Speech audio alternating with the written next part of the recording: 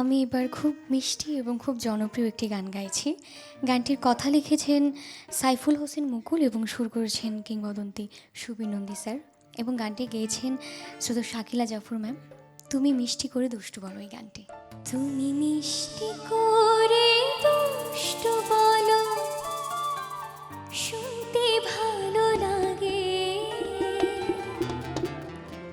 আমারে, মন ভরে যায় মধুর অনুরাগে,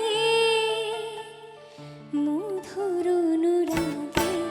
তুমি মিষ্টি করে দুষ্টু বলো, শুনতে ভালো লাগে আমারে, মন ভরে যায় মধুর অনুরাগে, মধুর অনুরাগে। তুমি মিষ্টি করে দুষ্টু বলো।